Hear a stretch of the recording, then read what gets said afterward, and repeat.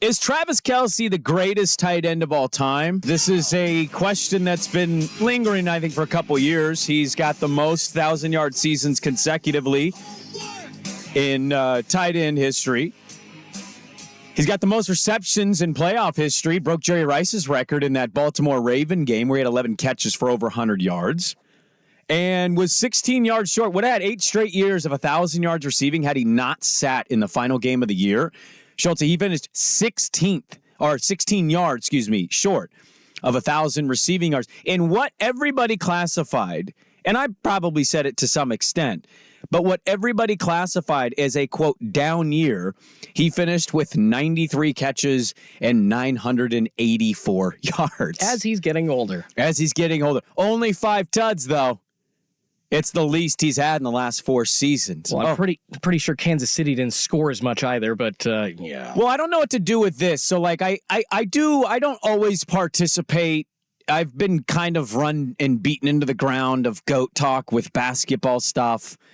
Shocking. People who grew up watching more LeBron than Jordan picked LeBron. People who grew up with Jordan picked Jordan. People who grew up with Russell pick Russell. Like, everybody's got a GOAT. Jordan, the most universal one, but to the point.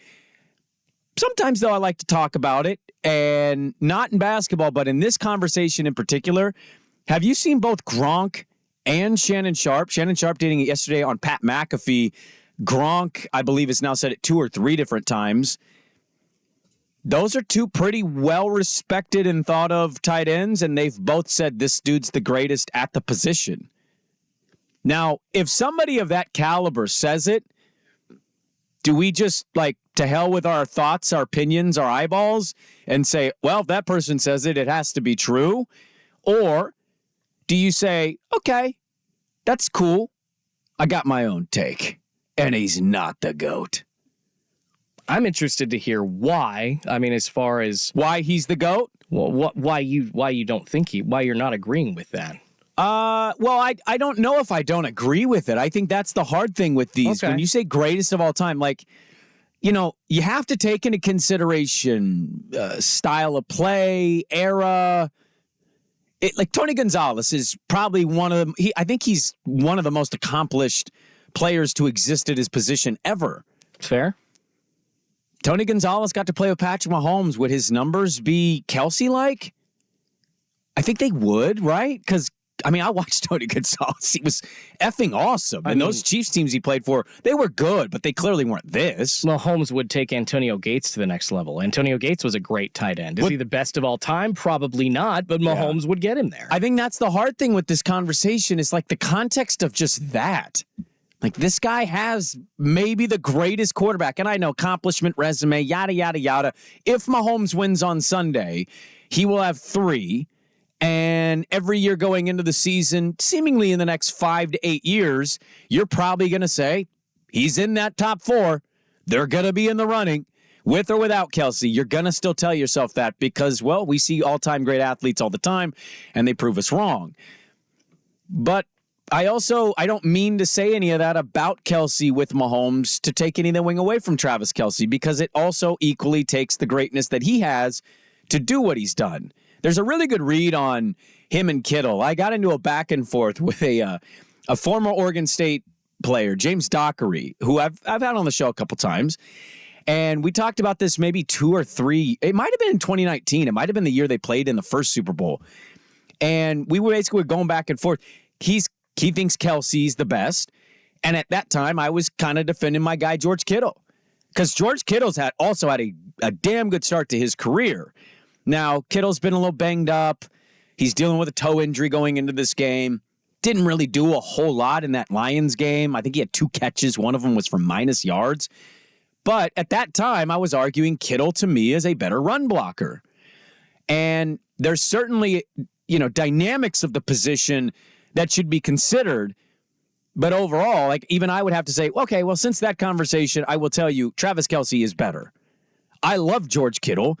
I think George Kittle's a great character and a fantastic football player, but Travis Kelce's been doing this now for what feels like forever. When you have teams with dominance like this with Kansas City and that combination of Mahomes to Kelce. I said this a week ago, Schultze. when my stepdad, he wouldn't play with us much. He'd largely kind of do his own thing, and I'd be left to my own, adventures. Once in a while, he'd throw a football, and he didn't really care about sports, but he'd throw a football, and he was always like, Montana to Rice, because he knew I was a Niner fan. And that was, the biggest names when he was younger.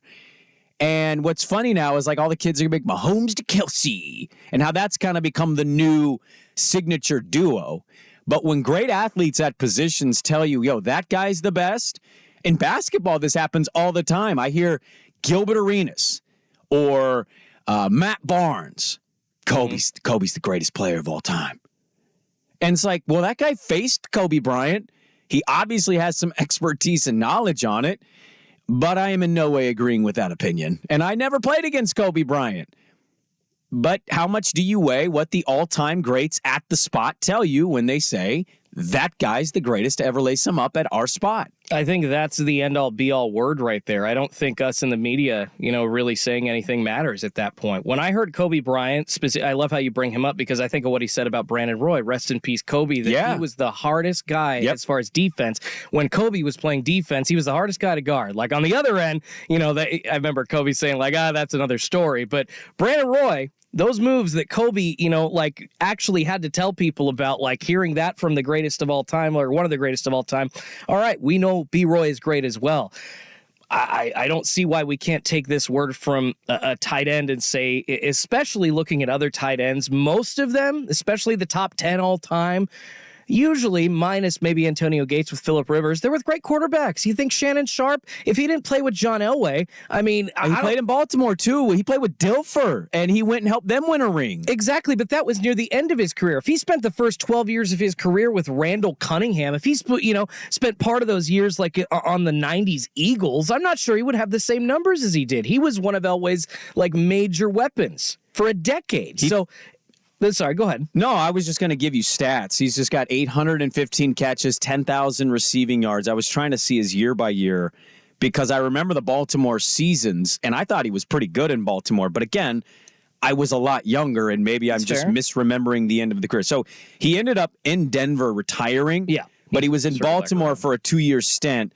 Baltimore, he finished with 67 catches, 800 yards, 5 tuds, and his last year in Baltimore, 73 catches, 811 yards, and 2 tuds. Well, so most of his career was spent with John Elway, a really good quarterback. You look down the list a little bit further, Rob Gronkowski.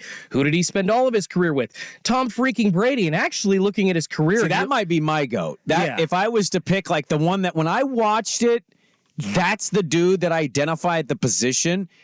It might be Gronk for me. But he only played 11 years total in the league, and his numbers are he had so many touchdowns because he was with Tom Brady. Yeah, but how? Yeah, okay, and that's fine. I think we all acknowledge the quarterback is a massive part of this conversation.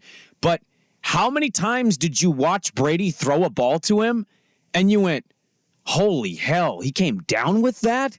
Holy hell, he held on to that ball after that hit." That dude played with a robot arm the last 4 years of his career. His entire arm was all black. It had big brace on it and all. When I watched him, he made plays. Certainly Brady giving him those passes helps, but I watched that guy catch passes where I was like, damn. And he came up big in moments, man. The Super Bowl against the Rams, AFC title games, that guy was about as money as it can be. Now, Kelce also, to his credit, Baltimore, what he did to Baltimore last week or 2 weeks ago in the first half, my God, he shredded them. And Baltimore is geared defensively to be good against those guys.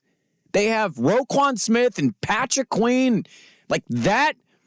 Those linebackers are athletic and fast. It's why they put the Niners in hell. And he went out there and shredded them in the first half. Just made incredible catches. Kyle Hamilton was guarding him. It didn't matter. Hamilton has shut down everybody. And then Kelce comes in and catching a tud. Catching a nice over-the-middle pass that's actually a better catch than it is a throw. And so it's just examining all this stuff is very interesting. And I think it's great humility.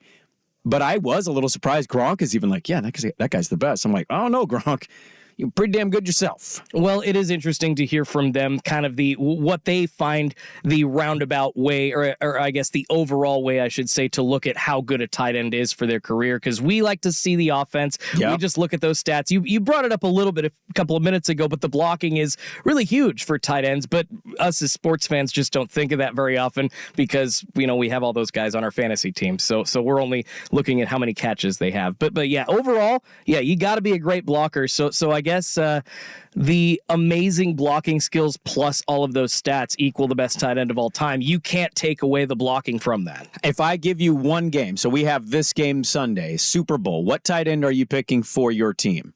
Of all time? Any era? For you, any tight end. I say you get to pick any tight end. In eras of what you watched, obviously you go to 1950. It's like, I don't know. I'm going to go Mike Ditka. Yeah, Mike Ditka. I don't remember him. But give me, who would you pick? Would you pick Kelce? I mean, I want to say yes, but I feel like that's a little bit of recency bias because 3 years ago, Gronk was the end-all, be-all for the tight end position. Of course, Kelce was really good, but then Kelce caught a lot of balls with Alex Smith as his quarterback, too. So, yeah, Kelce's been awesome his whole career, man. Damn, that's a hard question. I don't think there's a wrong choice here. It's just, I guess, a preference and how you felt watching their impact in the game, in their careers. I'm going to go Gronk. For what you just said, the feeling that I get and the feeling that I remember watching like games during that crazy run for the Patriots, sure, and just getting so mad about. No, I got to go Gronk.